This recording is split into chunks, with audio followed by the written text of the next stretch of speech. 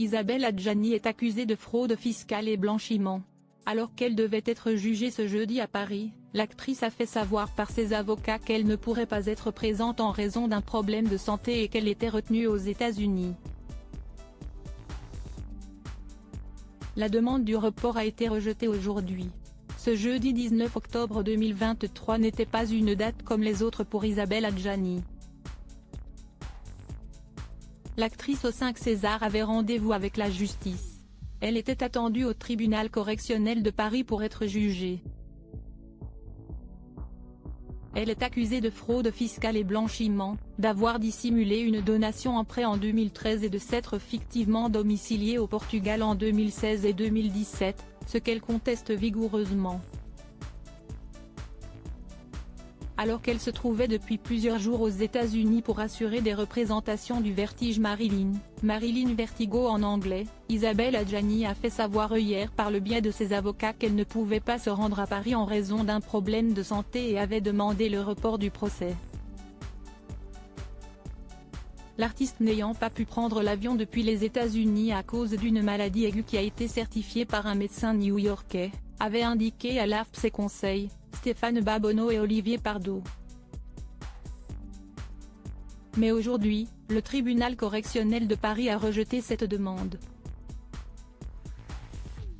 Il a en effet décidé de juger l'affaire en son absence. En début d'audience, la défense d'Isabelle Adjani a demandé un report du procès, faisant valoir que l'actrice, actuellement aux États-Unis, souffre d'une pathologie aiguë incompatible avec l'avion. Ce n'est pas un refus de complaisance, a plaidé Olivier Pardo, s'appuyant sur un certificat médical. Elle tient à s'expliquer, elle tient à être là. Les avocats ont aussi motivé leur demande du fait de l'impossibilité, pour Mamadou Diagna Ndiaye, de venir témoigner. Si est-il un témoin essentiel, car si est-il le prêteur du prêt discuté, ont-ils affirmé. Le parquet national financier, PNF, s'est opposé à cette requête, jugeant le certificat médical pas circonstancié. J'estime aujourd'hui qu'il y a des raisons de penser qu'elle ne s'est pas mise en mesure volontairement de venir, a déclaré le procureur, qui a ajouté que le témoignage de M. Ndiaye avait déjà été recueilli pendant l'enquête. Après une demi-heure de délibération, le tribunal a rejeté cette demande, considérant qu'il n'était pas suffisamment établi que Madame Adjani avait réellement l'intention d'être présente. La présidente a rappelé que la citation devant le tribunal datait de juin et que la défense avait fourni une réservation d'avion retour prise le 16 octobre pour un vol qui arrivait ce matin à 11 h, soit seulement 2h30 avant le procès.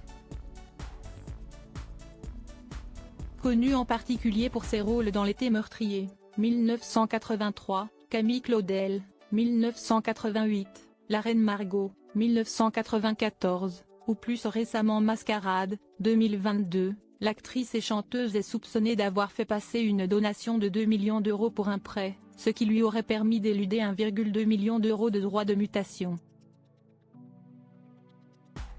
Cette somme lui a été transférée par Mamadou Diagna Ndiaye, un influent homme d'affaires sénégalais, président du Comité national olympique et sportif sénégalais et membre du Comité international olympique. L'actrice fait valoir qu'il est un ami, parrain de son fils, et que le prêt a été dûment enregistré auprès du fisc.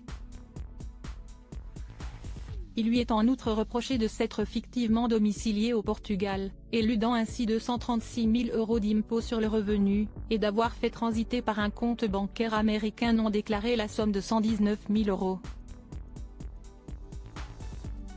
Sur ces deux points, elle conteste aussi toute infraction.